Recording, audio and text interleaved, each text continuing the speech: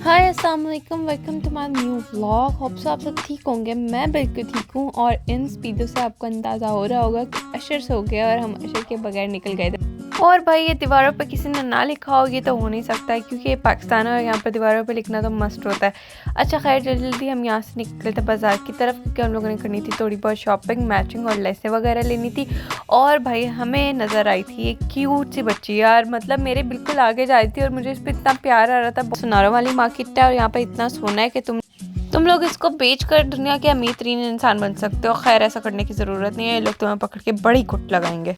यहाँ से स्टार्ट होती है ज्वेलरी मार्केट। और यार तुम लोग को जो इयररिंग्स और ये सारी चीज़ें दिख रही है ना, ये 100-200 रुपये से स्टार्ट नहीं होती, बल्कि 500 रुपये से स्टार्ट होती है। स्पेशली एक कैशेट जिन पर मेरा दिलाया था तो सीधा सीधा कह दिया 800 रुपये के बाजी आपको कम करके 500 रुपये के दे देंगे। भाई बाजी का दिमाग ख़राब हो गया जो बाजी 500 रुपये के कैचर लेने लगी। खैर यहाँ से हमने की थी ये वाली ज्वेलरी पसंद, और भाई हम लोगों ने ये फिक्स करा, इसका रेट फिक्स किया और खुद ट्राई करके देखी, अगर अच्छी लगी तो फिर हमने ले ली।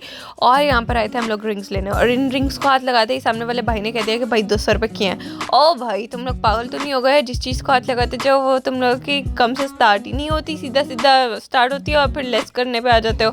कोई शर्म करो, कोई लिहाज करो। खैर ये थी हमारी फेवरेट दुकान जहाँ से हम ज़्यादातर ज्वेलरी लेते हैं। तो सारा यहीं पर अड़ के खड़ी हो गई थी कि भाई देख तो लें, देख तो लें, देख तो लें। और इसने अड़ उड़ के 1-2 रिंग्स यहाँ से ले ही लिए। खैर ये बच्चों वाली पेंडेंट्स थे यार, पता है ये वाले पेंडेंट्स मेरे पास बचपन में जो मम्मा ने मुझे फर्स्ट ला के दिया था वो आज तक संभला पड़ा है। तुम लोग अंदाज़ा लगा लो कि हम लोग कितने अच्छे बच्चे हैं कि अपनी हर चीज़ संभाल के रखते हैं। यहाँ से हम पहुँचे थे कपड़ों वाली मार्केट। कपड़ों वाली मार्केट में पहुँचते ही हम लोगों ने क्या पता है क्या करना था, दुपट्टे पीको कराने देना था। इतने गौर से क्या सुन रहे हो? खैर दुपट्टे पीको कराने के लिए देने थे और भाई को समझाना था कि कौन सी पीको और कैसी पीको करनी है और कहाँ कहाँ करनी है। खैर जल्दी से इनको अपने सारे दुपट्टे निकाल के दिए और इनको समझू के इनकी पेमेंट करके हम लोग निकल गए थे आगे।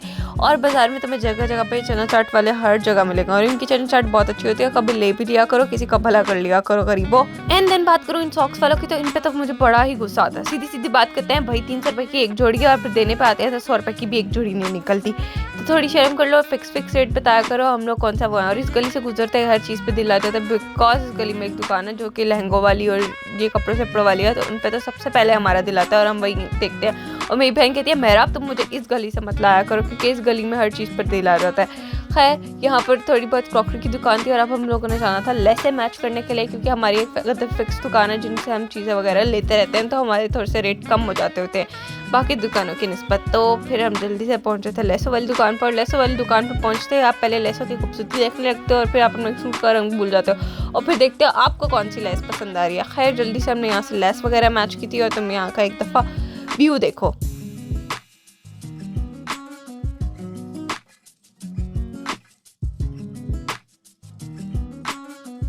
यहाँ से निकले और हम पहुंचे कपड़े वाली दुकानों पे। कपड़े वाली दुकानों से हमने मैच करना था एक आधा ट्राउज़र जो हमने मैच किया। फिर हम यहाँ से निकल ही रहे थे यार, यहाँ से मैंने अपनी शादी की सारी शॉपिंग की थी, तो इस दुकान पे कपड़ों पे मेरा दिल आ ही जाता है। लेकिन क्या करें भैया, मैं इतने फैंसी कपड़े पहनती नहीं हूँ, क्योंकि मैं उस तरह की बंदी नहीं हूँ।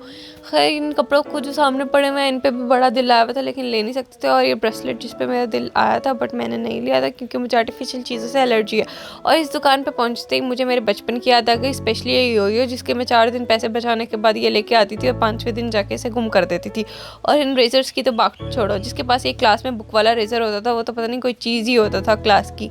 खैर यहाँ से ज़ारा ने लेने थे थोड़े बहुत टॉयज़, तो फिर मैंने कहा कि यार नेक्स्ट टाइम चक्कर लगेगा तो तुम नेक्स्ट टाइम लेना। और ये टॉयज़ वाली गलियाँ, और भाई जब आपका बच्चा हो जाए ना तो आपका हर टॉय पे दिल आ जाता है। बट मेरे बाबा कहते हैं कि बच्चों के लिए तब तक टॉयज़ ना लो जब तक उनका खुद खेलने वाला टाइम ना आ जाए, बिकॉज अगर बच्चों का आप पहले टॉयज़ ले लो और वो टॉयज़ बर्बाद हो जाते हैं, क्योंकि बच्चों को फ़िलहाल उनकी नॉलेज ही नहीं होती है। और मैंने अपनी लाइफ में खुद से एक प्रॉमिस किया कि ना मैं अपने बच्चे को मोबाइल की आदत डालूंगी, ना ही किसी और चीज़ की। सिर्फ और सिर्फ मैं उसे टॉयज़ लेके दूंगी जिनके साथ वो खेला करेगा, और बेसिकली यही उसके लिए अच्छा है। सो यार यहाँ से हम निकल गए थे रंगीला बाज़ार की तरफ, क्योंकि यहाँ से हम लोग जा रहे थे अब घर अपने अपने। सो भाई पर्स को संभाला, क्योंकि एक आंटी पीछे मिली थी, उन्होंने कहा बेटा अपना पर्स संभाल के चलो और ना जो जिप वाली साइड है वो अपने आगे कर लो, बिकॉज यहाँ पर चोर बहुत फिर होते हैं। और लिटरली आप हर दुकान के बाहर पड़ते हो, अपने सामान की हिफाजत खुद करें, जेब कतरों से बच के रहें। तो प्लीज़ ऐसी हरकतें ना किया करें जिनकी वजह से दुकानदारों को भी अपनी दुकान के बाहर ये लिखना पड़े। खैर यहाँ से पहुँचे थे हम घर। हमने घर जाके नूडल्स बनाए। यहीं पर करते हैं व्लॉग को एंड। होप से तुम लोग को अच्छा लगेगा। हाफिज़, टेक केयर, बाय बाय, अपना ख्याल रखना। मिलते हैं नेक्स्ट व्लॉग के अंदर।